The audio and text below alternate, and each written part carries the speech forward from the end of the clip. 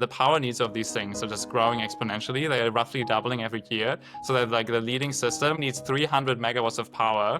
To put that into perspective, if you look at a US household, that's like 200,000 US households. And so it's like a small sized city is the equivalent of like a single AI supercomputer today. And we're talking about exponential trends. So like that's going to go up in the future. Chinese people are like super talented and like really smart, and like they have a lot of industrial power. So it's like not like this isn't something that China will never be able to achieve, but just given how complex the semiconductor supply chain is, it will take China years to get where the rest of the world is right now. And by the time that China gets there, the US will probably already have like a newer generation of chips and new generations of designs, etc. So hopefully like the lead can be sustained this way. All right, everyone, welcome to Audio Tokens episode 12. I have Konstantin with me here today, and we're going to get into the nitty-gritty of AI supercomputers. Konstantin is a researcher at RAND. RAND is the oldest think tank in the world, I think. We'll get into that too. Or do you want to correct me now in the intro? Actually, don't know. Maybe there's an older one, but like it's very old. It's very old. A very old think tank, basically. And they do research on a bunch of different stuff. Konstantin is an expert in AI governance and specifically AI supercomputers. And together with Epoch AI, they recently released a paper that track the trends in AI supercomputers for the last couple of years. And it's going to be really exciting. Welcome to the pod. Yeah, thanks so much. Very excited to be here. So yeah, AI supercomputers, what are they? What do we mean by that?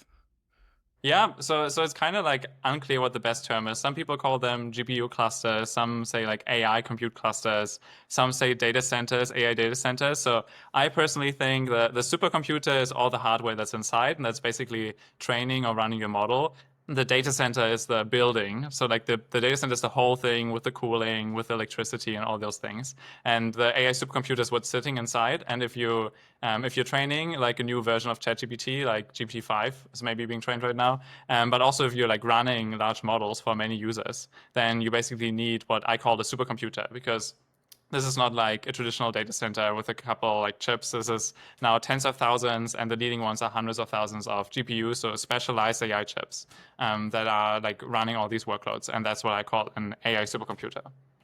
So usually we talk a lot about like data centers and stuff, but like one data center, that's the building, and that could potentially have multiple AI supercomputers within the same building. Is that common? Yeah, exactly. And also the opposite could be true. So data center might also not have any AI supercomputers at all, because most data centers today, I like 80% of data centers probably don't have anything to do with AI. And like the call we're on right now is like running on some data center. If I'm going on YouTube to watch a video, that's a data center. If I'm like opening my bank account, that's also like some data center somewhere. So that's like what most data centers do. And then now we see like a new generation of data centers being built that are like even bigger than they were previously. And they are the ones that are housing these massive AI supercomputers that are just growing exponentially.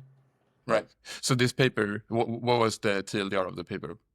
Yeah, so we just published trends in AI supercomputers, and it's all about trends in AI supercomputers. So like the main That's thing we find is the main thing we find, this probably won't be surprising to anyone, is that you have these compute needs for AI that are just growing massively, and like this compute has to come from somewhere, and it's obviously coming from these AI supercomputers. So like clearly the performance of these things just has to increase exponentially, and we find it doubles every 9 months. But the thing that people, I think, aren't as aware of when they're thinking about their compute needs is like, what does this look like in the physical world? And there's like two things that are like pretty interesting to me. And one thing is that the power needs of these things are just growing exponentially. They're roughly doubling every year. So that like the leading system, which is currently xAI's Colossus supercomputer in Memphis, Tennessee, and that thing needs 300 megawatts of power. To put that into perspective, if you look at a US household, that's like 200,000 US households. And so it's like a small sized city is the equivalent of like a single AI supercomputer today. And we're talking about exponential trends. So like that's going to go up in the future. So that's like the one thing. And the other thing is the costs are also obviously going up, because if you are just massively increasing these chips, and xAI's Colossus has like 200,000 AI chips, H100s and H200s, then those are like going to cost a ton. So we estimate, and it's kind of hard because we don't know like what kind of discount they got got for the chips, but we estimate they paid about $7 billion just for the chips and like all the like not just the GPUs but also the server components and the network switches, etc. And they paid $7 billion for all of that hardware. So this is just the hardware. It's not the power, not the building around it. It's just the hardware, like the Yeah. chips. It's just the 7 hardware though. billion. Like if we also like added that on top, that's like substantially more, but the hardware is the biggest chunk. I would estimate like if we add the data center cost with all the cooling components and electricity, that's maybe like another 50 billion, sorry, like another 2 to 3 billion or so. So like maybe it brings it up to 10 billion for the whole project. Right. So 70% is just going to NVIDIA. Or am I Basically, simplifying I it mean, too much? Nvidia also like has to pay some to get these chips manufactured, but they charge pretty high margins. So like half of what Yes. Nvidia makes is probably margins. So Yeah. they get a lot of money. Yeah. I saw some tweet a while back, which is not true, but like they joke because Nvidia's margins are so large. They said something like Nvidia's margins are 94%, and the margins for a literal money printing machine is 93% because it costs money to create the money printing machine. So so Nvidia is making money printing machines. Not true, but like in that spirit, yes, they're making a lot of money. Okay, so there was like a million threads there that we need to unpack. The first thing you said was that it doubles every 9 months. Yes, that's correct. What is it that's doubling? Just the compute, like the flops that the supercomputer can output, or? Yeah, exactly. So the flop per second, like that's I like to specify it because sometimes people use flops for like the total compute. So the performance of the thing is doubling every 9 months. So it means like if 9 months ago you needed say like 10 days to train GPT-4 on this cluster, like now you only need 5 days to train the same system because the performance has doubled. And like on the flip side, it also means like you can train something that's twice as big as GPT-4 in the same time frame, so in 10 days. Right. And for how long has this trend lasted? Like how long did you go back? Yeah, so we went back 6 years. We started in 2019. And probably I think that's roughly how long the trend went because before then people weren't really thinking about scaling AI training runs. So we have like very different trends. And like one really interesting thing that we see in AI supercomputers in our study period is that back in the early 2020s, so like 5 or 6 years ago, the majority of systems were like government procured systems. So like the Department of Energy in the US was like, okay, we want a big supercomputer. So all the researchers can use these resources to like run their simulations and like material science stuff, etc. And then all the big things that we find back in 2019, like 60% of them are owned by governments or academia. And then that drastically changes up until today. And now we're roughly 80% companies and only 20% governments. So like the use case of these things has just changed drastically from being used for science to now being industrial machines that power like economically valuable workloads that people want to use every day. Right. So if you go, like if you just, I don't know, it's not part of the study, but like if you would have gone back further, the doubling per year would be, or the doubling time would be slower because governments are moving slower, and those were the primary holders of the compute, basically. Yeah, there's two reasons why I would expect them to be slower. So one is like one of the big trends we see is like more investment, just creating, giving companies more money to build larger systems. But the other thing is also that if you look at the trend in AI chips, that trend has been really fast recently because Nvidia had so many incentives to like make better AI chips. And like I'm not sure if we went back like 10 years or so, if the AI chips were also increasing at the same rate. But I haven't looked at this closely. It might also be, I mean, on the other hand, like Moore's law was way stronger like 10 years ago. So maybe like by default chips were getting better. Now Moore's law is slowing down, but Nvidia is like squeezing out a lot of performance just by improving the design a ton. And like the new chip that's coming out this year, the B200, that's like I think 2.5 times better than than the H100. So that's like 2 years, and they more than doubled the performance of the chip. So like NVIDIA is really going strong on the design side. So I'm not sure how that would level out, but definitely in terms of the investment was increasing way more slowly because it was mostly governments, and like they were like there was kind of like a cute little race because like Japan wanted to have the biggest one, Germany wanted to have the biggest one,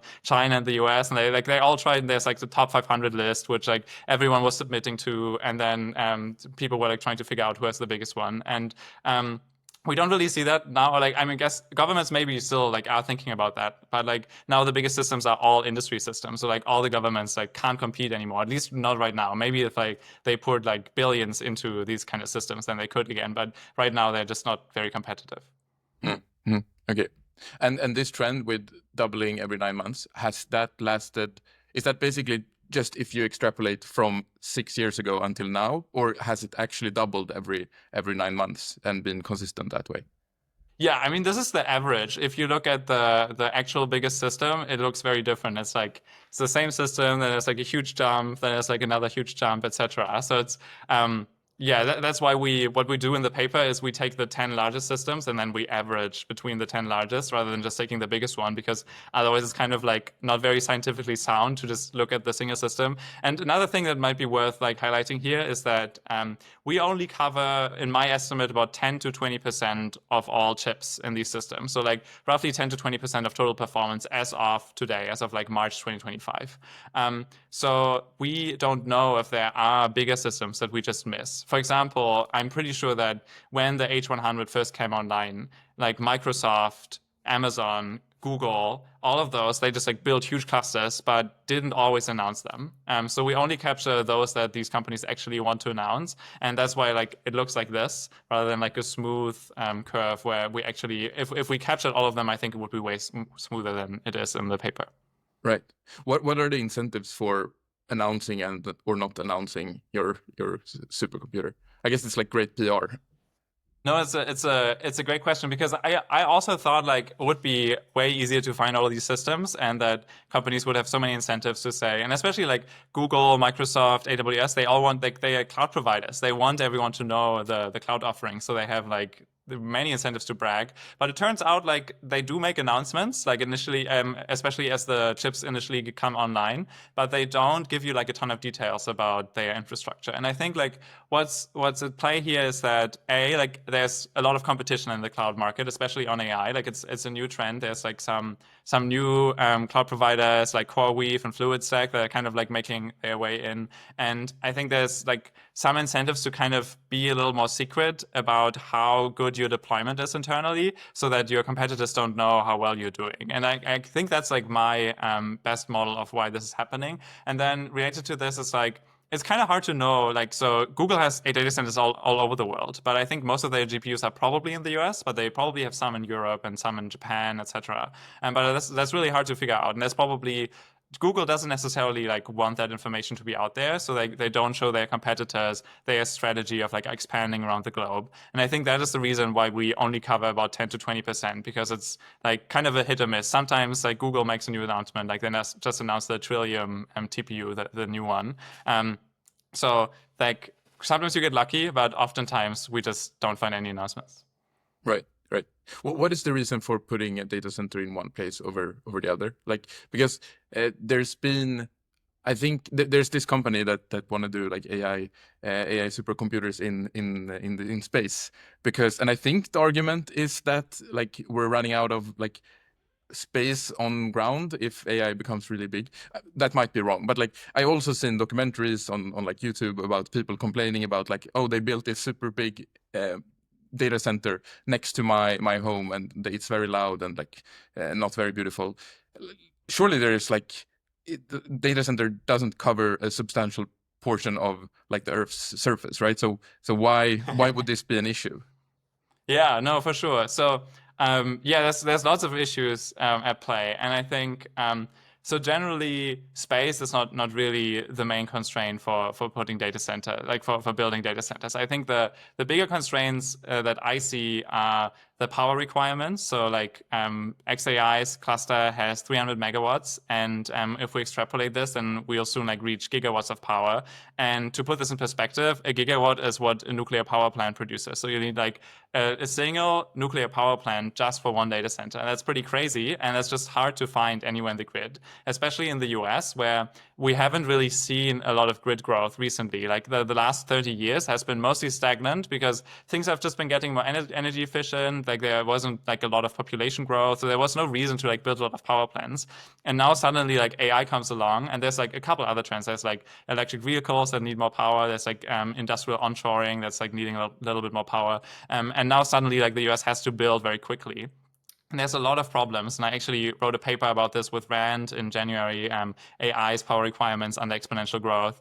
So it seems like if we extrapolate these exponential trends, then the US just won't be able to keep up under the current rate of growth in power generation. And there are a lot of permitting and environmental regulations that are just taking years and years to complete. And that is a huge issue, and that might be like a big blocker.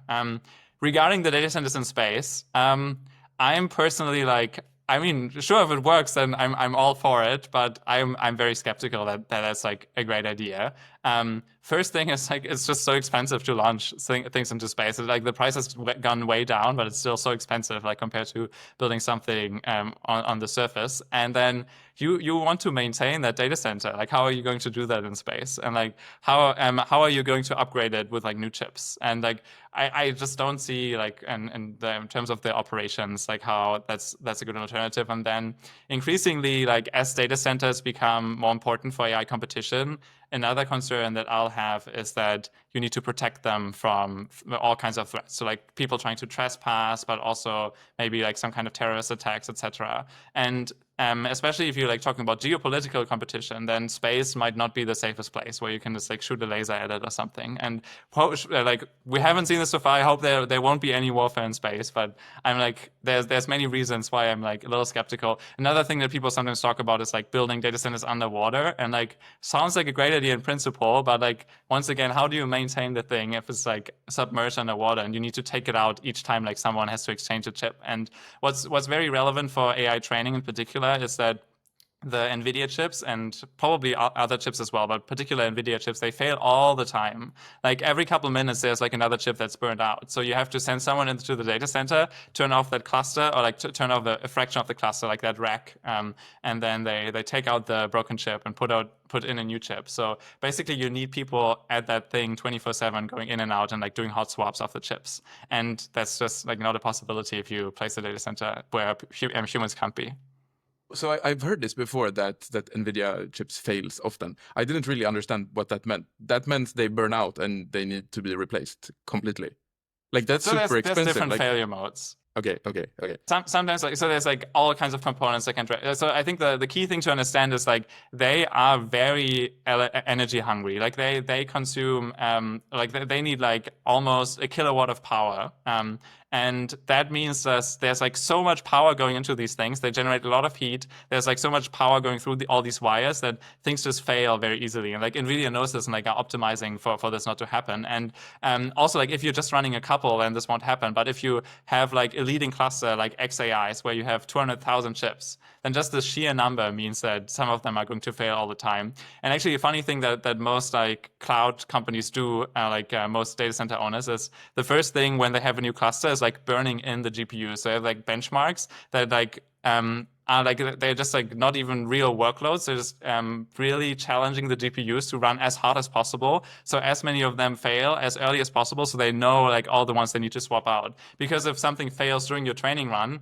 then it's kind of slowing you down because like you have to shut down part of your cluster. Sometimes you have to like reload stuff from a checkpoint, etc. So it's way better if you know this ahead of time and like can just replace them before even starting the training run. Put this into perspective, like one chip here is like $40,000 or something like that. Yes, exactly. But I'm not sure about this. Maybe NVIDIA has like some kind of they replace the chip for you because you have some warranty for like the first year or so. Okay. I'm not sure like how this works. But I hope so, because otherwise like you would lose a lot of money just by these chips burning out. Yeah. That if Nvidia has that warranty, then that burning them in makes way more sense, I guess. Okay, interesting. So this trend of doubling every 9 months, what does that come from? Is that from changing to newer generation of chips, or is it buying more chips? And yeah, how does that work?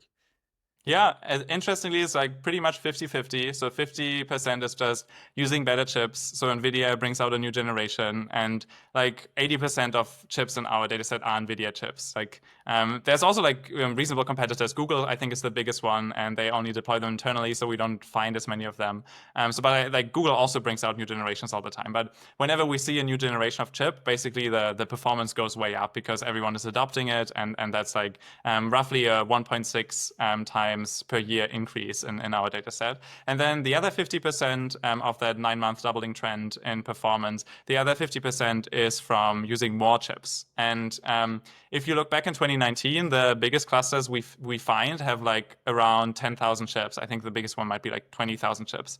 And now xAI's Colossus has 200,000, so like 10 times that amount. And the plans that all kinds of companies are announcing today are like millions of chips. So that it looks like maybe the trend in the number of chips being deployed per cluster is even accelerating. Okay. So I heard about Project Stargate. What are other announcements that has been made in this direction? Yeah, so I think Stargate is probably several clusters, and it's not entirely clear like how many they'll deploy, and it's probably going to be NVIDIA chips. Though OpenAI also like in the longer term they want to develop their own chips. Other big clusters are AWS has their own chips and have a big project where they want to deploy them. Trainium is their name, and then xAI I mentioned they want to deploy like a million like B200s or so. I'm not exactly sure which ones. So like there's a lot of announcements. Then like France wants to build like a 1 gigawatt cluster. They announced at the Action Summit back in February. So One gigawatt. they How are much is that in chip count? yeah, so if like xAI's 200,000 300 megawatts, so that's roughly 600 or 700,000 H100s, and then like the B100, you might squeeze in a little bit more. Also, like with all of these announcements, I'm like a little careful because we've seen this in the past where companies are like announcing really ambitious projects and then like turns out gets delayed by like a year or two, or like turns out they're like scaling it a little bit down. Or maybe I wouldn't at all be surprised if the France one is like rather than 1 gigawatt cluster is like two 500 megawatts or maybe like three or so. So like they're separating a little bit. And so I'm not like sure like which of these projects actually come online. And despite in our data set we have like tons of planned clusters, but we decided to exclude them from the analysis because it's kind of like it's more speculation than science to make like assumptions based on the future announced clusters. But still the trend I see is that it's definitely going to continue at this rate for like the next 2 years and probably longer than that. And it might even speed up. Right. Yeah, in the paper you extrapolate the trends that have been since 2019, and then you extrapolate that trend line until to 2030. How does the world look like in data centers in 2030? Yeah, so what we do is like very naively, we just like take the biggest supercomputer, which is xAI's Colossus in our data set, and there might be bigger ones. We just like this is the biggest one we found publicly, and then we take each of the trends and we like basically just like draw a straight line on a log plot, which Epoch loves to do. So it was great partnering with Epoch on this. And so, in terms of the power that you need, we're talking about roughly 9 gigawatts of power. So 9 nuclear power plants. In terms of the cost, we're talking about $200 billion for a single project, which is also pretty crazy. So these are like the two main things. And then if you look at the number of chips that you would need, we're talking about roughly 2 million chips. So like this would be the latest generation chip, whatever's out in 2030. And then we like discuss this a little bit, and this is all speculation, of course. But in the paper, so my conclusion was that if you look at the historical chip growth rate, so if you just look at how quickly NVIDIA was able to ramp up the production of H100s and how quickly like TSMC and the other semiconductor companies, how quickly they were able to ramp up, it looks like they probably will reach that level of chip production by 2030. Like if the demand for chip continues to grow, then we will see like we will see millions of chips being produced, so that you could actually have a single cluster could use 2 million chips. $200 billion is the cost estimate. And that also, I think that's For pretty a feasible. single Like if you look computer. at for a single supercomputer. But this like doesn't seem that wild, because if you look at what Microsoft or AWS announced just for this year, it's like already 1 billion just for AI infrastructure. And like this is lots of projects. So this isn't like a single project. But then if you look at Stargate, that's up to $500 billion for like a couple different, we also don't know like how many clusters these are going to be. But if these trends continue, and like all of this is assuming, and this is an important assumption, that AI is just going to continue delivering value. So we're talking about a world where AI is like a thing that has like trillions in investment, because otherwise you can't justify an investment of 200 billion in a single project. But if we see this growth, and we have seen it in like at least since ChatGPT, and like also arguably like going back a little bit further, if we see this continued growth in investment, then this does seem feasible. But also like if it happens that AI doesn't deliver economic value, if it happens that like scaling doesn't work for one reason or another, then we probably won't actually go until these places. But if it does continue until 2030, then I think the biggest constraints that we'll see are from power, because 9 gigawatt is just a crazy amount, and no industrial facility, like even the biggest factories in the world, even like huge car factories, they don't consume nearly as much power. So I think that's going to be a huge challenge. And instead, what I think will happen, and that's my prediction, is that you already see that OpenAI for GPT 4.5, they used a decentralized training approach. Basically, what they did was they used several AI supercomputers and like orchestrated the training run to run on several machines at the same time that were in different locations. We don't exactly know like how many they use and where they are, but they definitely use several at the same time. So I think by 2030, if scaling is still continuing, then companies will just routinely like use, instead of one, they'll just use like say like 5 or 10 large AI supercomputers and train across these. And still, the power needs will still be a challenge, because like finding like 5 or 10 sites that each have like 1 gigawatt will still be a huge challenge, but it will probably be easier than finding a single site that has like 9 nuclear reactors installed, and you can just like use the whole power. Right.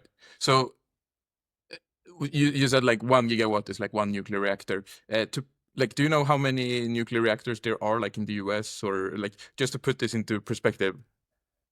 I don't actually, but what I do know is that the last time the US built a new nuclear reactor, it took them like 8 years.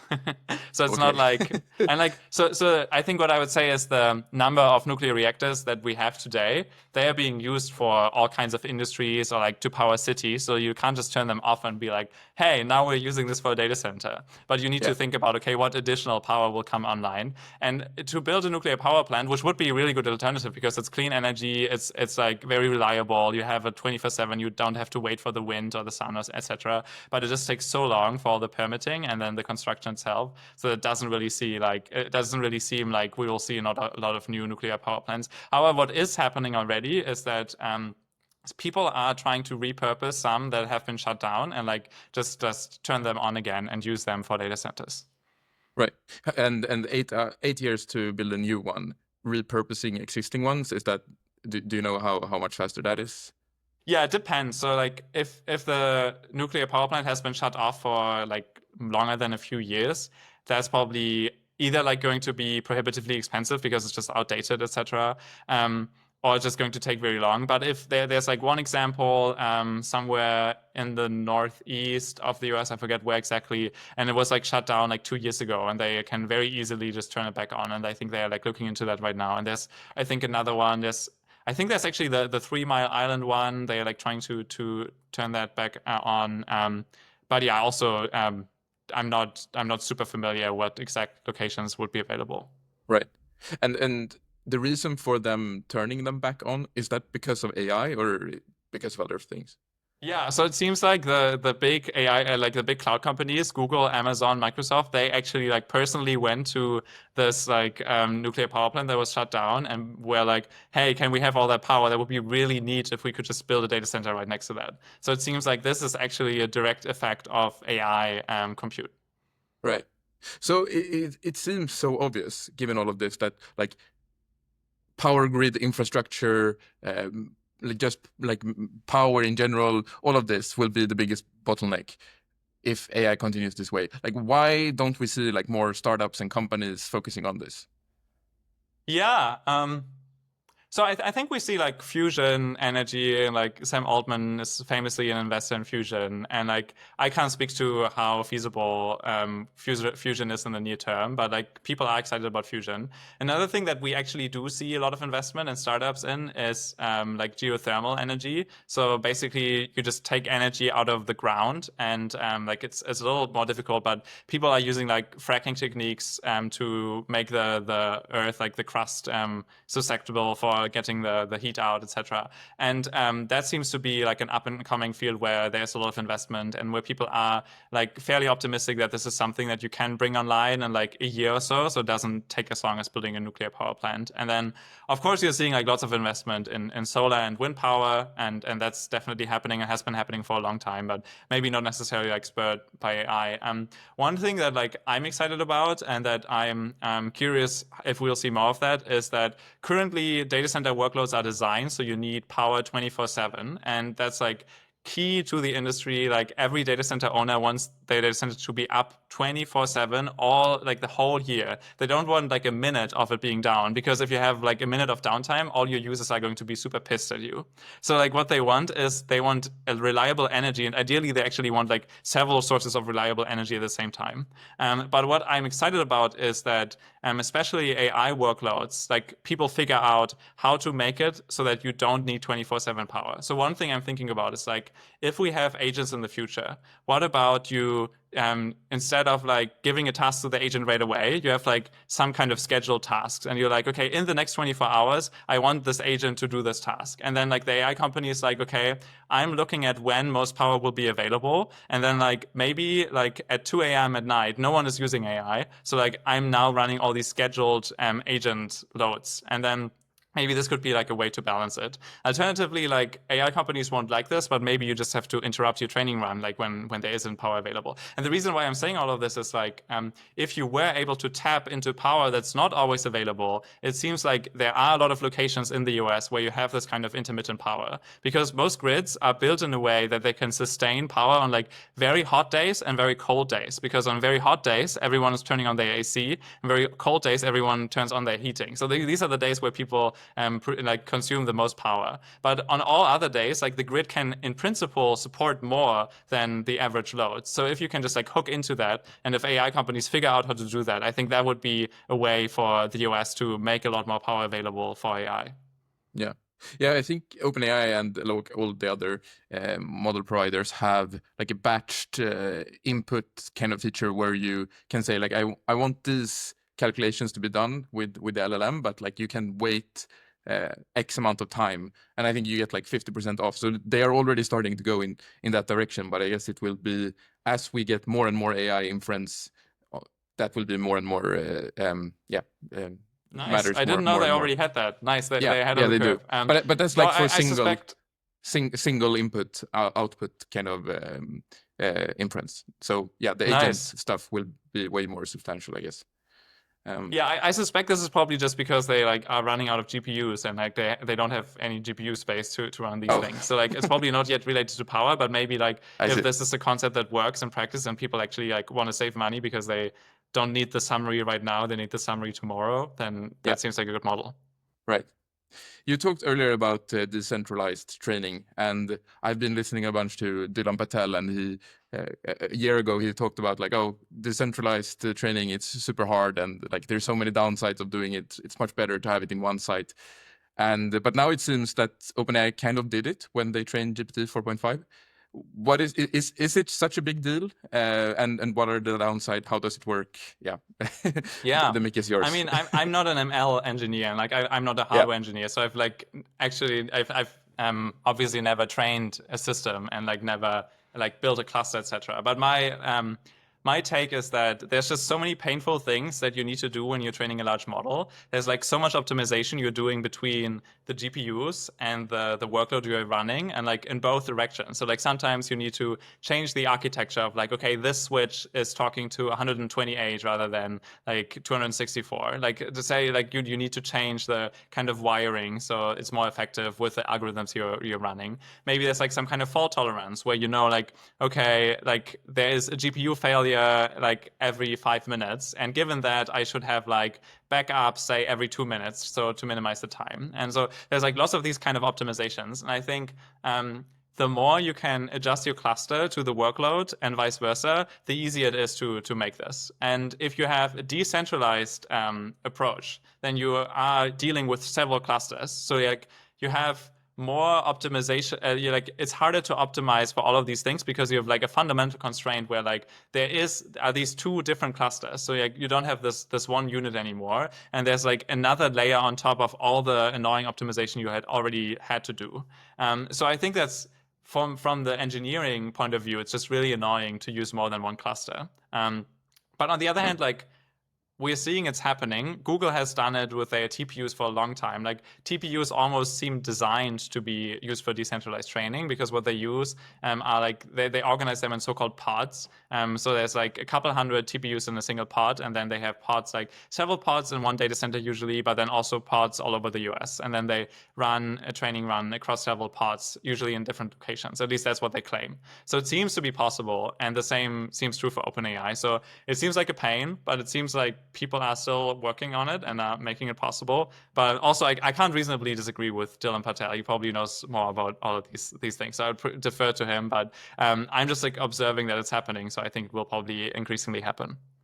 But then it sounds like it's not really binary. It's not like, oh, you did it or you did it not. Like it's the GPT-4 run might have done, or 4.5 might have done multi-site training, but it's more of a question like how well can you do the multi-site? Like you can do it, but it's just like the optimization is harder, and then it will be even harder you can do it better or more or less good, basically. So it's not really binary whether you did it or not. No, it's exactly. That's the way I'm thinking about it too. It's like, what is the penalty you're getting in terms of performance or like in terms of engineering time? So, but you always get a penalty if you're using a decentralized approach. The other thing is like, it also depends on how many sites you're using. And then like I'm a compute governance researcher, so every now and then people are like, oh, aren't you super concerned that people are just going to like train GPT-4 on their laptop and like or like just like centralizing like decentralized training on like millions of laptops or something? I'm like, there's a huge difference between using like 3 or 4 data centers and using millions. And there's also a huge difference between using designated data center GPUs and using consumer hardware. And I think that's like a very important thing. So like the more data centers you use, the more sites you train across, the harder it gets. And then also the less optimized your hardware is for GPUs, for AI training, the harder it gets. And if you're trying to use different types of GPUs, like even if you're like using A100s and H100s, that's going to be a huge pain. If you're trying to use like the MI300, like AMD's GPU and the NVIDIA GPUs, that's also a huge pain because suddenly like you can't even use the CUDA ecosystem because you have like AMD doesn't support that, obviously. So like I think we will see a lot of decentralized training on the same hardware in like a handful of locations, but I don't think we'll see like these huge decentralized training runs that are happening on like consumer hardware. And like we will see some of those training runs, but they just won't be competitive with what companies are doing for frontier training. Right. When you said that the Google TPUs work in pods, what does that mean? Like how many chips is in one pod? Like how can I envision one pod? Is it like 5 chips or is it like 500,000 chips in one pod? I think it changes for each generation of the TPU, but I think the TPU V4 was like 400 chips, maybe, or like 300 or 400 chips. And then, so it's usually less than 1,000 chips. And I'm not sure like what this looks like in the data center architecture, but what I imagine it looking like is like you have like 1 or 2 row of server racks in your data center that are like having these TPUs, and TPUs kind of look funny because they have like a lot of wiring going in and out. And Google has also been an early adopter of liquid cooling, so like a lot of the TPUs are really liquid cooled. So like there's a lot of optimization, and I'm not exactly sure like why Google has gone down this path. And I think it's like one thing you can do, and meanwhile Nvidia is like still optimizing for having a single very large cluster, and like if you have a very large cluster, there's still like a lot of subcomponents, and you organize them into like smaller chunks. So it's like not clear to me how different it actually is from Google. And also, this is I'm talking far outside my expertise because I'm not a hardware engineer or anything like that. Right. You previously said that the trend is that we had the owners of the AI supercomputers before was governments, and then now it's moved more and more towards private companies. But what in terms of like geographic allocation of them, as is which countries are owning them? I guess the US, but like how dominant are they? Is yeah the Yeah, that's something I'm very excited about with this data set actually, because I've been trying to like look into this question of like how many GPUs does the US have compared to the rest of the world. And what we find is that the US has about 75% of total AI supercomputer performance. So 3/4 of all supercomputers by performance, like or by compute, are just in the US. And then we find about 15% in China, and then like 10% in the rest of the world, and like the EU is a large chunk of that. And like there's a lot of caveats of this. I think the first thing is that we only cover like 10 to 20% of all AI supercomputers. So we think there's like a lot of variation in this. So we could easily be off by like 5 percentage points or so. But I spent a decent amount of time trying to fact check this. And like one thing I did is I looked into the number of GPUs that different companies bought, and I looked into how many like of these do we cover. So for example, Mark Zuckerberg announced last year that Meta was buying 350,000 H100s in 2024. And then I looked into our database, and we have like roughly 150,000, I think. So we cover like a little bit less than half of all the GPUs for Meta. And then we do the same for Microsoft, Amazon, etc. And we find that roughly our coverage is between 10 and 20%. And then we also look at some Chinese data, because we hired 2 Chinese data analysts just to look into Chinese clusters, because it's kind of hard to do that if you don't speak Chinese. And we also looked into some Chinese reports on how many GPUs there are, like how much compute there is in China.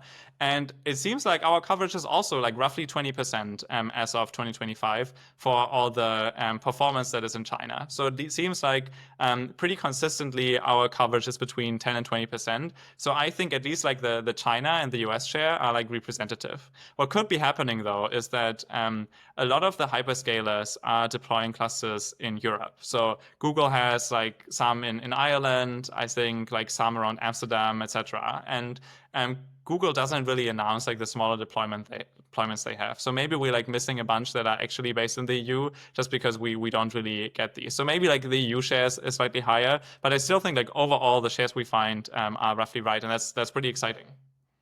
Right.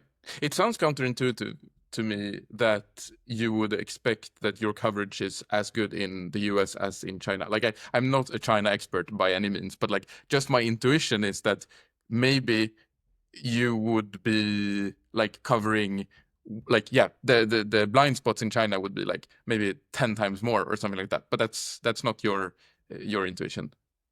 Yeah. So initially I also thought like, okay, we'll definitely only cover a fraction in China, because like China has a lot of incentives to underreport. First and foremost, they have been sanctioned by the US so many times, like in the early, like in the 2010s and early 2020s, whenever China had a new supercomputer, the US would basically sanction the company that built the supercomputer. And like the background here is that China was using all of them for their military. So like they were doing like missile simulations, etc. So like there was a clear national security reason for the US to sanction these.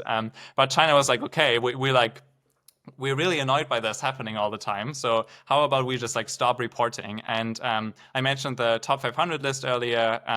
The top 500 list is like a voluntary list. So you're only included if you submit your system to the top 500. So around 2022, what China did was they just stopped publishing to the top 500 altogether. So you won't find any recent Chinese systems on there anymore. So I thought like, okay, it looks like China has just generally gotten like a lot more secretive.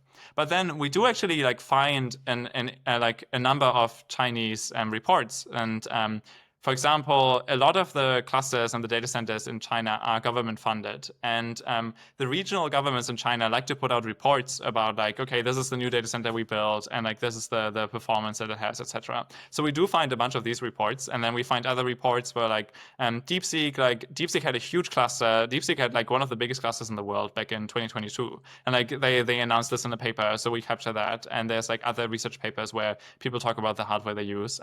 So it seems like despite China like trying to be more secretive, maybe it's like not working out, or maybe they've decided that actually like sometimes good to boast about like how performant some of their systems are. So overall, it looks like despite these geopolitical concerns, and despite it just generally being harder to do research in China, like given we spend so much time trying to dig into China and finding good data, it seems to have worked, and our coverage is pretty much equal to the US. Okay, interesting. So when you say like EU, so you said the rest has 10% and the EU has the biggest part of that. Is that like they have 9% or is that they have like 4%?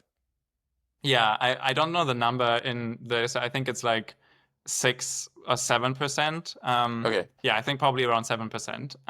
But like I'm pretty uncertain about this number because like generally we have like fluctuations due to the low data coverage, and I wasn't able to verify it because I don't have any like EU aggregate data or anything. But I think what's definitely true is that the EU like as a block is just behind both the US and China, like very, very far behind the US, and even also behind China, like only roughly half the performance that China has. So my intuition would be that it would have been worse than than half of China. So half of China doesn't sound that bad. However, like one thing that I think then is that like a majority of this 7% comes from US companies making data centers in the EU. Is that true? So we're not really like if we say European data centers built by Europeans, then that should be much lower. Or is that your intuition too? Yeah, I think so. In our data set, we capture a lot of like just national infrastructure projects. So there's like a supercomputer in Italy, Leonardo. There's like one in Finland. The Germans are building one. The French are building one. So like there are a lot of these national projects that we capture because they are well publicized. In practice, like extrapolating to like all compute there is in the EU, I think the majority of that will be from companies that are not headquartered in the EU, because like Google, Microsoft, and AWS alone, they have like I think it's 60% or 70% of the global cloud market share. So like there's like by far dominating, and there's no European company that's like even getting close. I think it's like changing a slight little bit because we see some European companies, like some neo clouds, that are like offering a substantial amount of GPUs. Like there's Cestairs in France, there's FluidStack, which I think I'm not sure if they're in Paris or in London, but like there are some European companies that like are smaller players, but overall, like I think a lot of the compute is coming from the US. Right. And like the chips themselves, and this is I think also worth mentioning, like no, the chips are like they're being produced in Taiwan, but who's designing them? Well, it's Nvidia, and if it wasn't Nvidia, then it would be AMD or Google, and would be Amazon. Like all the people designing these chips are also U.S. companies, so it's like a lot of dominance like throughout the stack in the semiconductor supply chain. So both in terms of deployment, but also in terms of the chip design, is all American companies. Right. So we're if you believe the picture that AI is going to be extremely big in the future, and you hear these numbers, as we're both Europeans, should we be worried about the future? Yeah, I mean, yes and no. So I think one important clarification is that a lot of the compute we capture in our database is cloud compute. So anyone can use it if you're just like paying for it. So it's not like the EU is actually cut off from all of this compute. But a lot of European companies in practice probably use like compute from US cloud providers. But then if you're thinking about like the geopolitics of compute, and that's something that I'm thinking a lot about with my team at Rand, it does seem like in the future it will be increasingly important for like your national competitiveness, just how much compute you have, and like especially if you like have to secure it against adversarial threats, and if you maybe at some point need it for like a national project or so, then it does seem important to have some compute. So I think like if I was, and this is already happening. So the EU Commission is like has announced this plan to build so-called gigafactories. So like they are trying to build data centers, and they are trying to get more AI compute to Europe. I'm feeling a little bit uneasy about this because I don't want the EU to just build a lot of data centers and then not have anyone to use them. I think what instead needs to happen is like there needs to be organic demand. There needs to be AI companies in Europe. And the reason why there are so few data centers and so little AI compute in Europe is because there is no AI demand, or like very little AI demand. Like if you look at the top 25 models trained to date, like I don't know, maybe one or maybe two are from Europe, but like most of them are US and like a couple of Chinese ones sprinkled in there. So I think that that's the main thing where Europe is lagging right now, and I don't really have like a great idea of how to do that. One thing I would want to offer is that like Google and OpenAI, etc., they all have offices like in Europe, like in Paris, I think, and also in some other places. So like it's not like there aren't many smart Europeans who know how to do AI. It just happens that all the leading companies are American, so they would prefer to like work for an American company in Paris rather than working for a French company. So China, I've seen graphs, are building way more power than the US or Europe, and I assume this is because of regulation, or like less regulation, I guess. Is so first of all, is that the reason? And then second, will that mean that they won't hit these roadblocks and they can actually, like, the share of AI supercomputers in China will grow in the future? Yeah, so the reason why China is building so much more power, and like we're talking about like 100 gigawatts every year, I think the main reason is just because China is still a growing country, and like especially in terms of development, like people are like rapidly having better lives because there's like more industrial deployments, and like a lot more, like everything is still being scaled. And that means that China has like just has the muscle memory of like what does it look like to build like massive power lines, to build like huge hydro dams, to build like lots of coal power. And this is also like part of what they're doing. They're just like building a lot of coal power plants. So I think that's the reason why they are building so much power. In terms of like if that's going to mean that China is going to increase in share in our data set, I'm not sure. I think like maybe eventually China could capitalize on this, but the key bottleneck in China right now is the access to AI chips. And since 2022, the US has imposed export controls on AI chips to make sure that like an autocratic country like China doesn't get access and doesn't lead in like a consequential technology. And this has meant that China just like either has to use outdated chips or just like can't import the leading chips, and they're like trying to smuggle, and that's probably like happening to some extent, and I hope like people are going to crack down on that more, but that's a whole story in itself. And they're like trying to develop their own chips, their own alternatives, but the semiconductor supply chain is so complex, and it's like a global supply chain. There's so many countries involved that it's really really hard for the Chinese to do this just in China, and it seems like they're trailing the US in terms of, or like the rest of the world, in terms of the advanced chips they can produce by a couple of years. And this means effectively that the volume of chip production in China, both the volume and the performance of the chips they can produce, is like a lot lower than in the rest of the world. And so in the near term, I think the share of China will actually go down because the export controls will like start to hit more. And now the H20, which is another chip that China like uses for inference a lot and was still able to import, like that's not going to be allowed anymore. So that means that China is also like can't import these NVIDIA chips anymore. So I think especially as the new generation, the NVIDIA Blackwell, comes online and like becomes available, that's going to be a huge boost for the rest of the world. But since China can't import these, that's going to be really tough.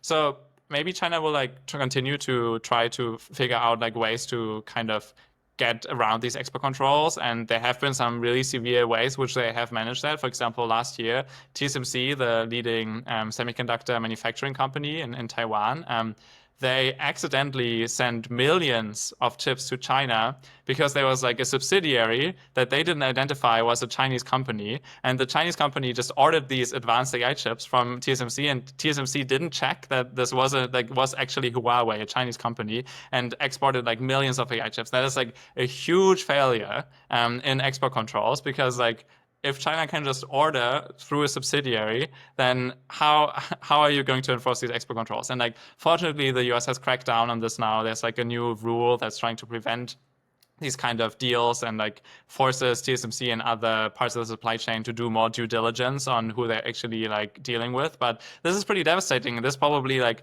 if this hadn't happened, then the Chinese share would probably be a little bit small in our data set.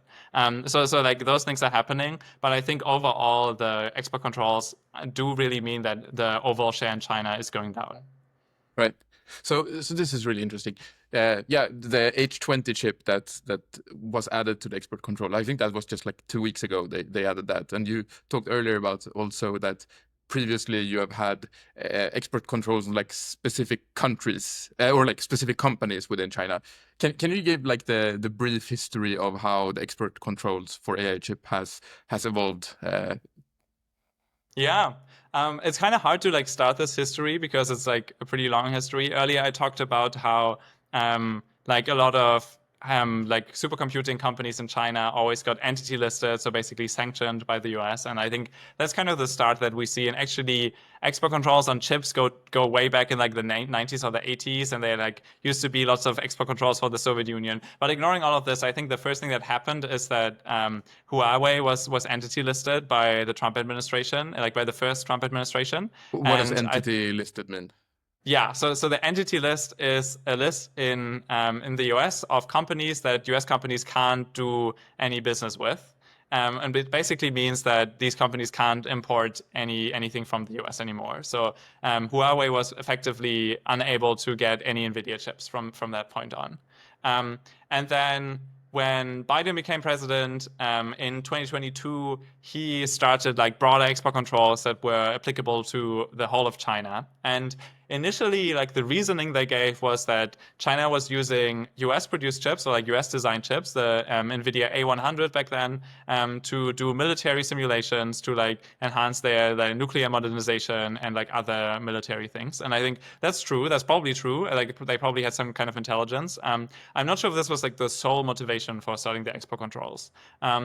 So they initially started them in 2022, but the first export controls had like a couple of gaps, which meant that NVIDIA, like the same year, they brought out like new chips, the so-called A800, and then the next year the H800, which were kind of designed to exactly like fill the loopholes that the export controls left. So NVIDIA was still able to like export like hundreds of thousands. We don't know the numbers, but like still send like lots of chips to China.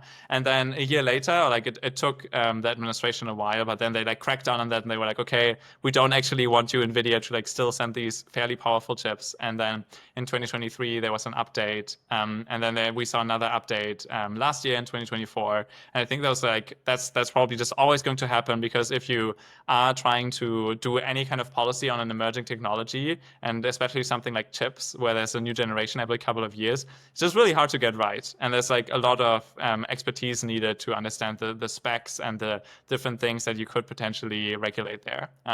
But then there's like one important thing that happened that's new in the export controls, and that's in January, the administration issued a new rule, which is the diffusion framework. And it partly looks at model weights, but primarily looks at chips. And previously, what we saw is that so you had the export controls on China and obviously also on Russia and Iran, etc., North Korea. But then all the other countries in the world, there's like different lists in the US of like countries you could export to. And most of the other countries, they needed to get a license every time they like were importing chips, and there wasn't any like general rule about how to do that. So, for example, Saudi Arabia and the UAE, like they tried to import chips, and there was like a long discussion in the US government. So there's like wasn't any certainty on like how these countries like were or weren't allowed to import chips. And then in January, the admin issued a new rule Protocol, the diffusion framework, and that basically puts all countries in the world into like 3 tiers. And there's like tier 3, which is China, Russia, etc. So the countries that definitely shouldn't get any chips.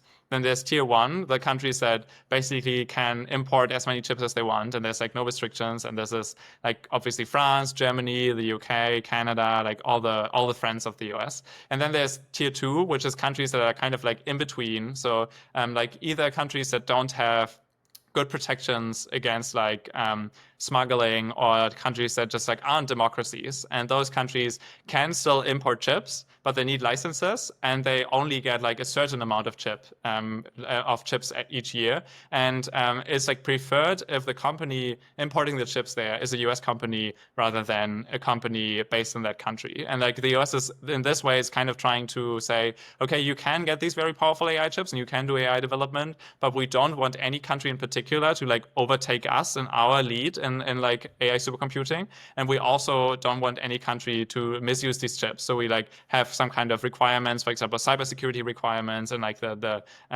like verification where you actually like need to apply for a license to import these chips to do that. And now there's like this new framework there. So there's export controls from China. There's like a quota for most countries, and then like the best friends of the US, they still can import as many as they want. Right.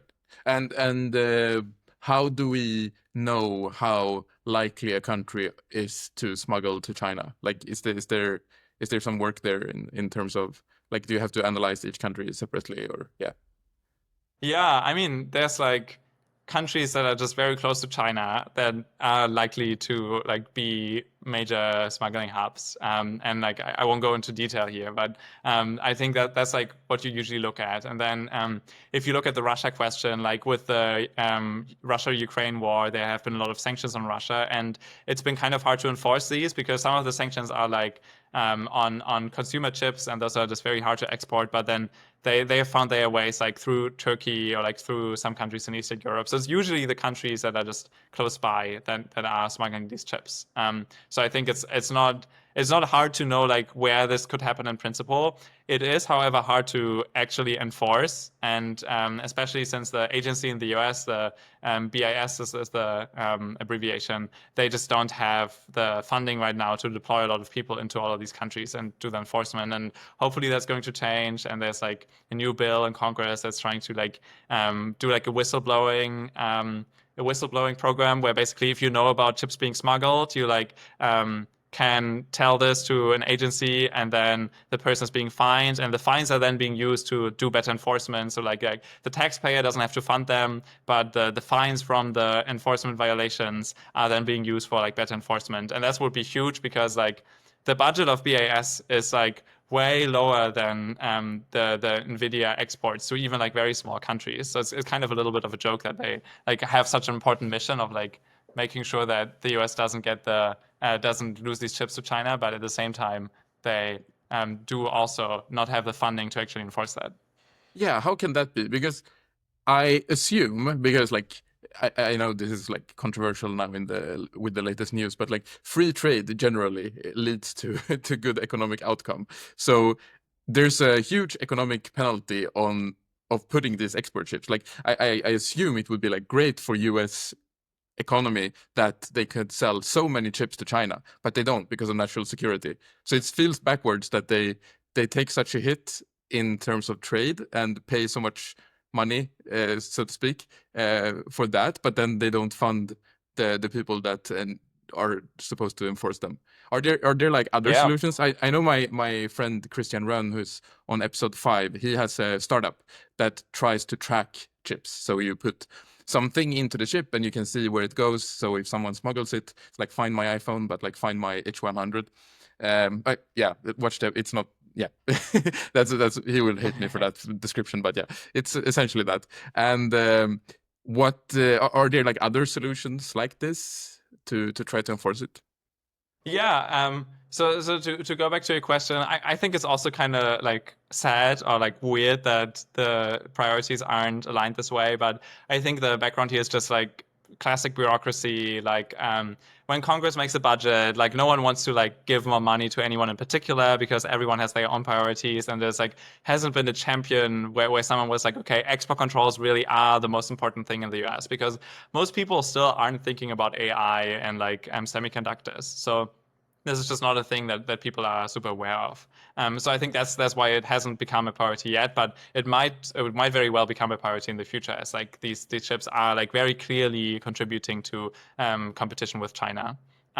And then in terms of like the mechanisms, I'm pretty excited about people like doing startups like Kristen, and also like there's other ideas that are similar to his, and some that are like a little bit different, of how you could potentially do like location verification and like tracking these chips, but also maybe verifying the kind of workload you're running on these chips. So I'm pretty excited about that, and I hope that.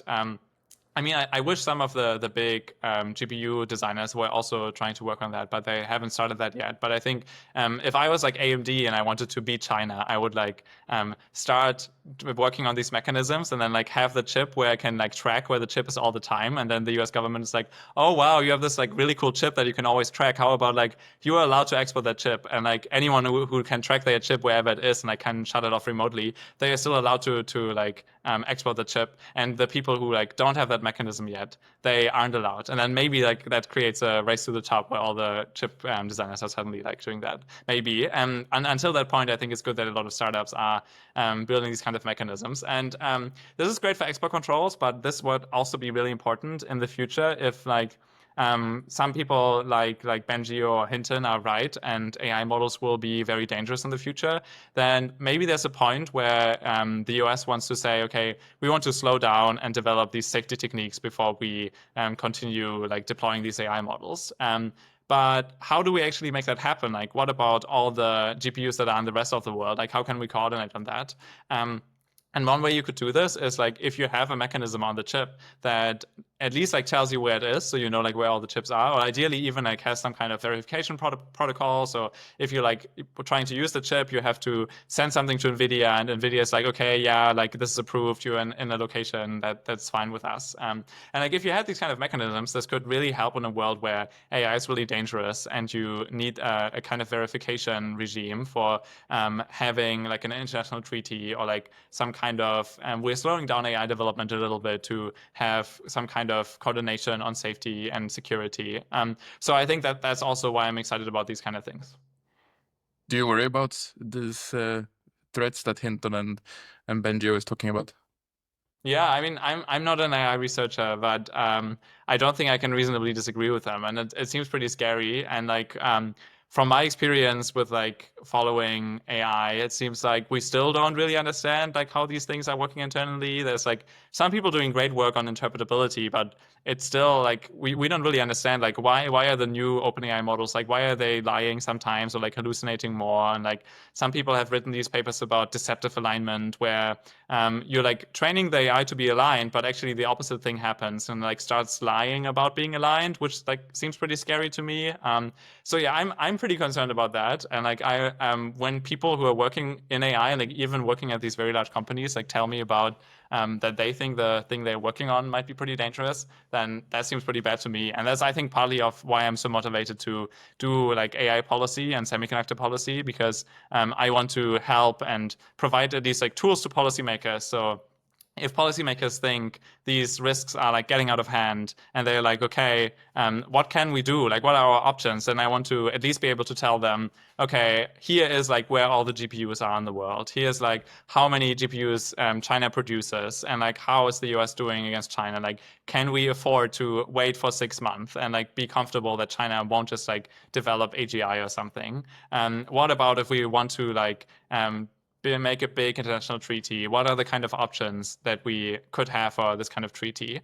So these are the kind of things that motivate me, and that like the reason why I started this AI supercomputer project, because I wanted to know, I wanted to tell the world, okay, here's the data set of all the AI supercomputers, and if you want to know like what countries are leading in the space, then you can have a look at this research that we did. And I think this is going to be increasingly important to potentially inform policymakers about what will be possible in the future. Right. What other parts of AI governance needs to be done now that what would be your next project, basically? Yeah, it's a good question. So my team at Rand. So first of all, like the whole supercomputers thing, this was a collaboration with Epoch, and I started this like 2 years ago before being at Rand. So this like wasn't a Rand project, and now I can like dedicate my time to Rand things, and like I've been doing them in parallel like since I joined Rand, and now I'm like full time at all these things. And what my team does is we think a lot about export controls and we think about failure modes. That like I talked about the TSMC one earlier, but there's like smuggling, there's cloud compute, like Chinese companies can still use the cloud. So that seems like a thing that we should probably fix. So we're like thinking about these kind of things. And then there's other questions about like visibility. So we're looking into more data on how much compute is being produced, like how quickly can compute production increase, where's the compute going, like how many companies have what amount of compute. And then there's like a lot of technical questions. So you have this new paradigm, which is like reasoning models and increasingly agentic models. So you have RL training. So we're thinking about how does this change the way that people train AI models? Is this going to change chip demand? Is this going to change like how we can track compute? Because like one easy way to do like a first pass on how capable a model is by just looking at how much computer was trained on. So we're thinking about like, is this still true? What if like you use a lot of RL and like the RL actually only uses a little bit of compute but makes the model way more capable? And like our current best guess is like, yeah, you can still roughly like compute is still the best proxy you can have to like assess a model's capabilities. So like we're thinking about these kind of things, and all that we do in my eyes is like trying to help policymakers think clearly about how compute could be a tool for AI governance. So and there's like three big buckets that I see here. One is visibility. So we want to help policymakers understand who can train models, like who has access to these GPUs, and like who is producing the GPUs that then go to these companies. The second one is allocation. So you can make sure that the right people have access to GPUs. One thing that we see in the data set is that, as I said, like governments are actually like only 20% now. That seems like a bad thing to me because it means that people in academia or like people in like working for the government, they don't have the same access to very large compute resources anymore. And it means that it's harder for them to deploy large models and do important research on like interpretability or fairness, etc. So like that's maybe one concern. So maybe one thing you want to do is like allocate more compute to AI safety research so that people like who are really passionate about that and want to do that can still pursue that kind of research and aren't forced to work with like very small models because they just can't afford the large scale compute. So that's the second one, allocation. And the third one is enforcement. And enforcement is something like semiconductor export controls, making sure the compute doesn't fall into the wrong hands. But in the future, it might also be we actually see like people misusing AI models for, say, like bioweapons development, for say cyber attacks, etc. How can we make sure that like cloud companies have protocols in place to check what kind of things people are using their compute for? And this would be enforcement. So making sure that people don't use them for the wrong thing. So like we have these broad three goals that we're trying to work on. One is visibility, one is allocation, and one is enforcement. And we're like giving policymakers tools to understand and then potentially implement any kind of AI policy they may want to enact. Right. So export controls, like the reasons for the export controls, that is that we don't want China to have strong AI that can be economically productive, and then they become like a bigger economy than us, or is it like we don't want China to have chips to do military stuff, or is there someone who's saying like we don't want China to have chips because they might develop like the AGI that takes over?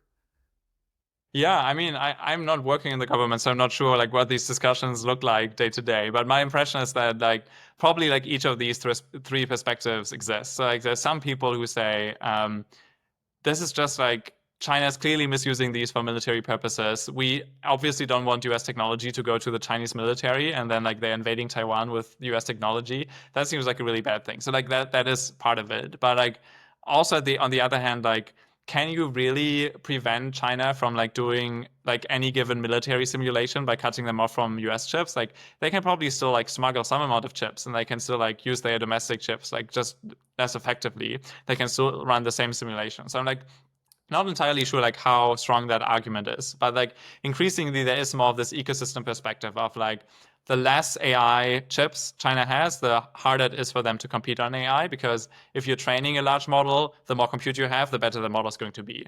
If you're doing experiments, the more compute you have, the more experiments you can run in the same time.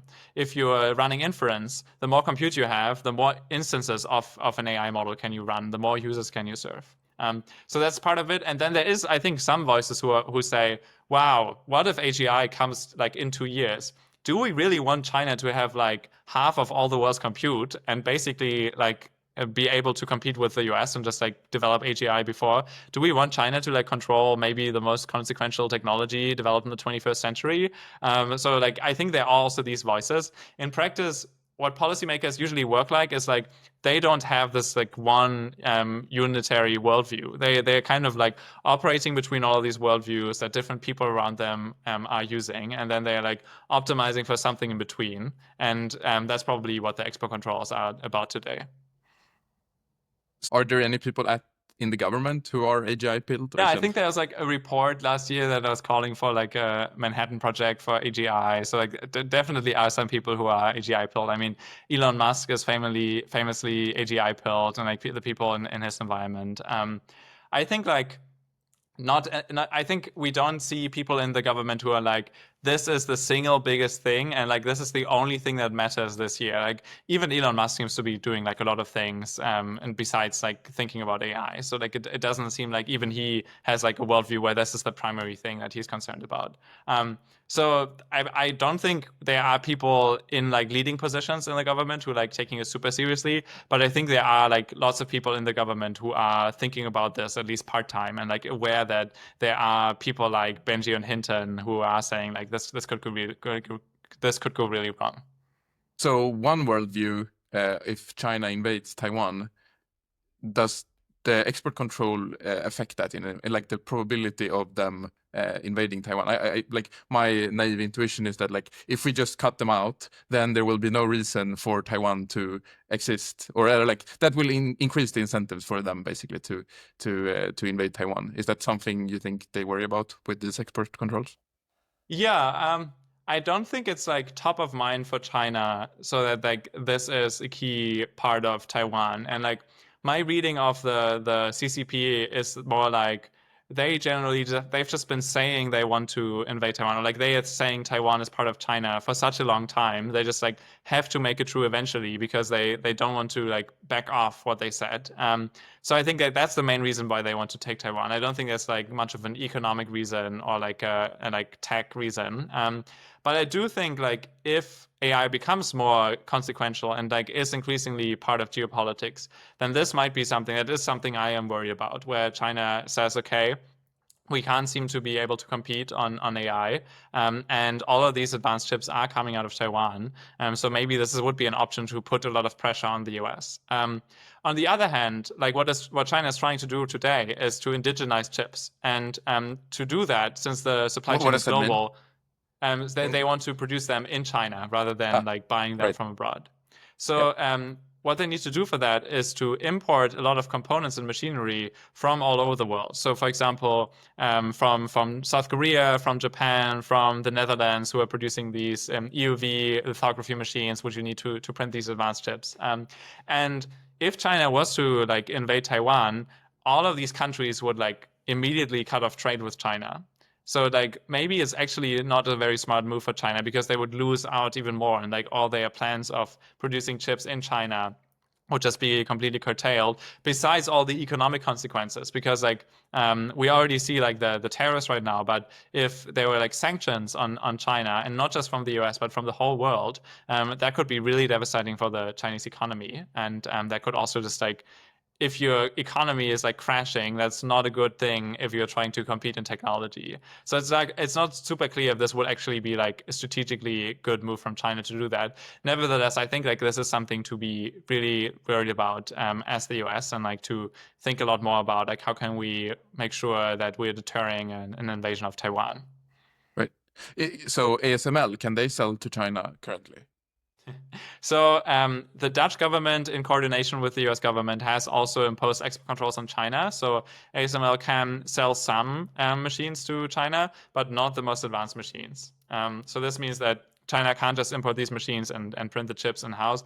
Though even if they could import these machines, it would still take China a couple of years to figure out like how to use them efficiently, because it's just mind-boggling how complex semiconductors are and like how difficult it is to produce these chips. Like if you are in the if you're an engineer like at TSMC, there's like this single task, like you're just turning this one knob on this one machine, and like you're the only person in the world who knows how to turn this knob, or like it's more like 120 knobs, and like you're the only person who knows how to turn these 120 knobs, and like no one could replace you, because no one like it would take like decades for people to learn what you're doing, and like what China is doing right now is like replacing every single person who's like turning dozens of knobs and like trying to kind of bootstrap to decades of experience in the semiconductor supply chain. So I think this is like a real challenge. And Chinese people are like super talented and like really smart, and like they have a lot of industrial power. So it's like not like this isn't something that China will never be able to achieve. But just given how complex the semiconductor supply chain is, it will take China years to get where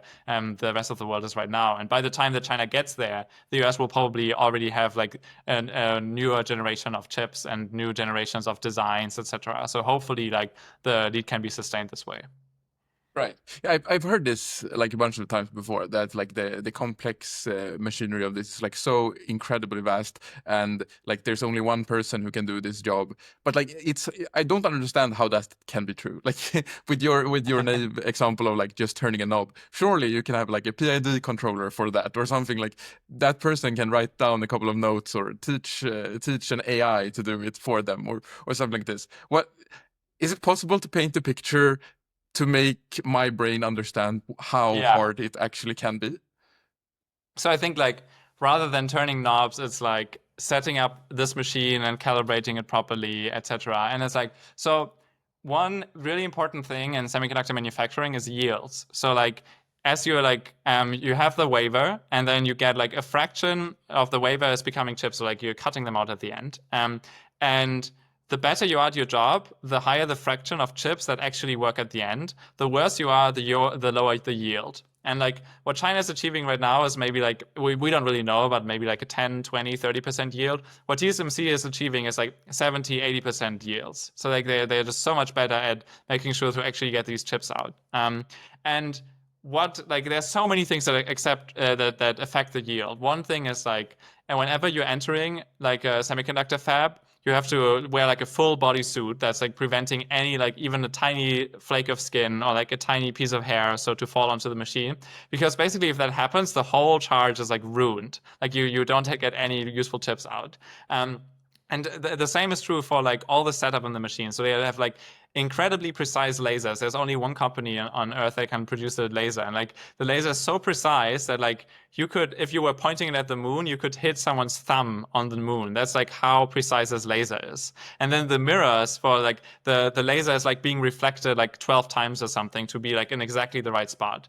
And the mirrors are so smooth that like if the Earth like surface was the mirror, then the biggest like impurity on the mirror would be like a centimeter or something like that. So it's like crazy like how difficult all of these different things are to produce. And then if you're making this chip, like if the mirror is off by like a nanometer, then it's just going to not print anything useful at all. So it's like so many things that have to be right at the same time just to print like a functional chip, because we're talking about like atomic scale manufacturing today. Like this is incredibly impressive how far humans have come, and like being able to actually like manipulate atoms to like make them think or like make them run this video call, etc. So like there's a crazy feat of engineering that has gone into like semiconductor engineering, and this has meant that there's like these huge monopolies like ASML, which is the only company that can produce EUV lithography machines, or like TSMC, which has like 80% or so of the market share of like advanced nodes, and then also Nvidia, which are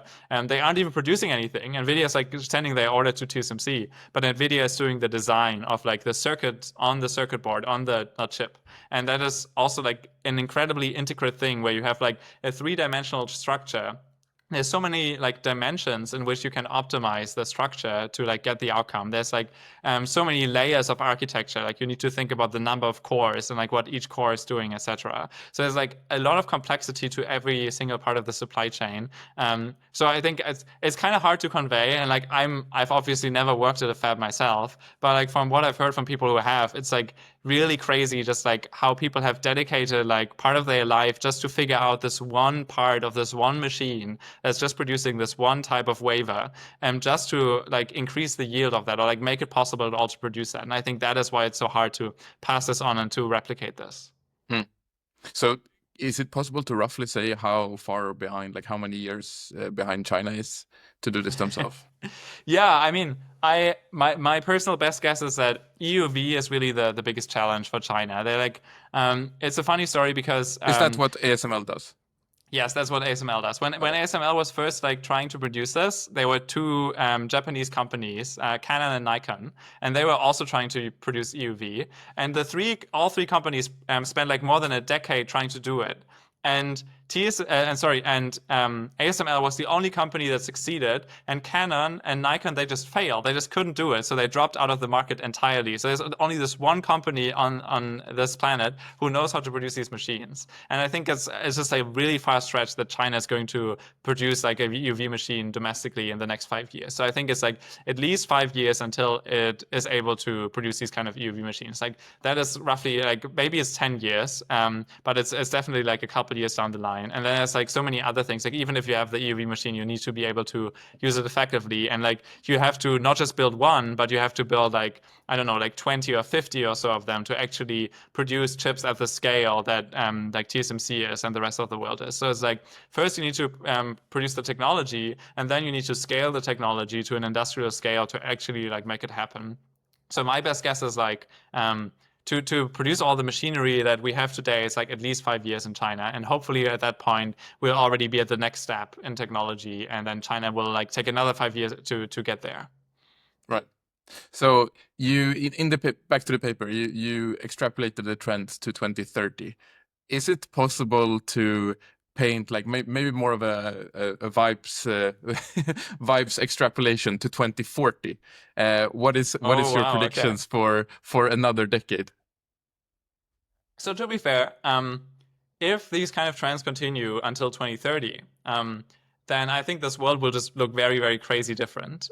Because we're talking about trillions of dollars of investment into infrastructure. Because like a company won't just build the single thing, but like even okay, let's say like a company invests $200 billion into a single industrial project.